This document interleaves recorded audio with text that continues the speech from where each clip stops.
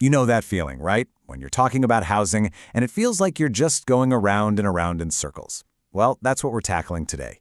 This explainer is all about breaking that cycle. We're going to try and reframe the problem, ask some totally different questions, and see if we can figure out how to finally get things moving. And this quote, man, it just hits the nail on the head, doesn't it? Everybody agrees we're stuck, but the second someone brings up a solution, this weird paralysis sets in.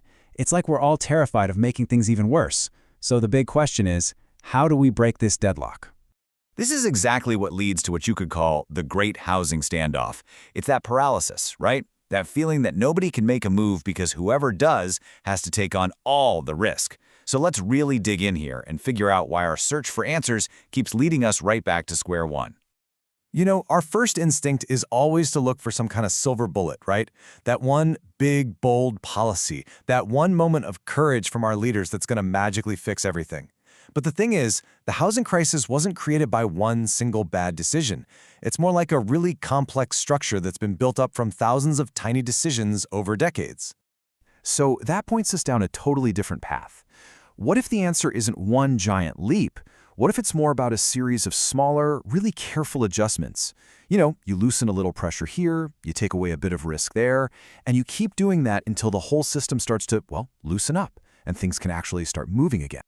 Okay, and this brings us to the core idea of this entire thing. What if we've been looking at the problem all wrong? What if the questions we're asking are the real issue? So here's a thought, and it's a little provocative. We're always shouting for more decisiveness, right? More political will. But what if our obsession with finding that one big, brave, decisive moment is actually the thing that's keeping us stuck? This just completely reframes the whole debate. We love to blame a lack of will. But if you actually listen, I mean really listen, to homeowners, to developers, even to politicians, the one emotion that keeps coming up over and over isn't laziness or that they don't care. It's fear. Just overwhelming fear. And we're not talking about some vague, abstract anxiety here. This is real. Homeowners are terrified of losing the value of their biggest asset. Politicians are scared of being the one to get blamed if things go south. And developers? They're afraid of being left holding the bag with a massive loss if the market suddenly turns. It's a system where literally everyone is terrified of going first and getting burned. So, if fear is running the show, and everyone's too scared to make a move, what does the system naturally start to encourage? Well, it encourages waiting. Let's take a look at why, in this system, doing nothing often feels like the smartest possible move you can make.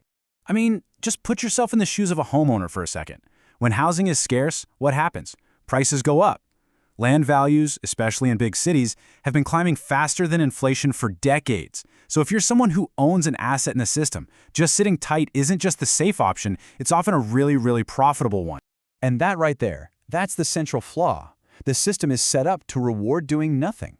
We can't just tell people to be brave and act against their own obvious financial interests. That's just not how people work.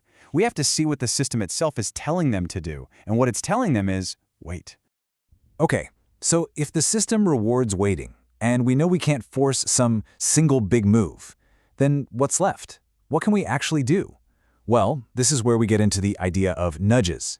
Think of them as small, subtle shifts in the rules that can gently change the incentives and make moving forward feel possible again. So here's the first nudge. What happens if doing nothing stops being free? Now, we don't have to punish people for waiting, but maybe we can make it just a little less comfortable.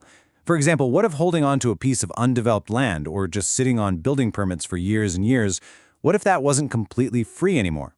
Maybe a small, slowly increasing land value tax could start to subtly change the math. And the really crucial point here is that this isn't about punishment. It's about applying just enough gentle, practical pressure so that over time, the calculation in someone's head starts to shift. Waiting doesn't feel like the automatic, obvious best choice anymore. It's just a small nudge away from that permanent pause button. Okay, the next nudge goes even deeper. Are we asking too much of housing? I mean, think about it. We load up our homes with so many different competing demands, and that tension, that's a massive part of the problem. I mean, just think about all the things we expect a home to be. It's got to be a stable place to live, right? But it also needs to be a high-growth investment. It's supposed to be our retirement plan, but also, hey, maybe a speculative opportunity. When the main way we measure success becomes rising prices, that first, most basic function, just a safe place to live, it starts to get squeezed out. Now look, the goal isn't to try and ban speculation. That's just not realistic. But what if we could build some homes where speculation just isn't the point? The idea is to create a kind of safe harbor in the market, a slice of housing, maybe things like co-ops or community land trusts that are built for living, not for flipping. That could take a lot of the intense speculative pressure off the rest of the market. And finally, the third nudge is about rethinking the role of the state. There's this common fear, right, that if the government gets involved, it's going to be some massive, inefficient takeover of all home building. But there's a much smarter, more surgical role for the state to play here. So what does going first really mean? It just means the state can act as a de-risker. If it builds directly in a few key places, it proves there's a market there. By taking on that early risk, and maybe absorbing some of the blame if things wobble, it makes it so much safer for private developers or community groups to come in and follow. It lowers the tension for everyone else. So you see, once we reframe the problem, once we stop seeing it as a battle of wills and start seeing it as a challenge of managing fear and risk, we unlock a whole new set of questions. And honestly, they're a lot more productive and a lot more hopeful. So the first big question isn't how do we force people to build? It's how can we make building feel safer for everyone involved? It's a simple shift, but it moves us from trying to force things to trying to enable things. And that is a much, much more powerful place to start.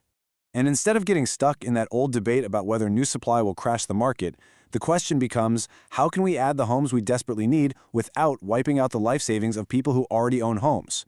This acknowledges that fear is real and it tries to manage it instead of just dismissing it.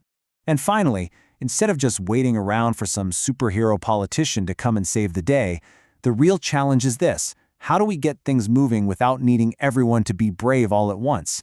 It's about finding a path for gradual change, not waiting for one single moment of universal courage that might never come.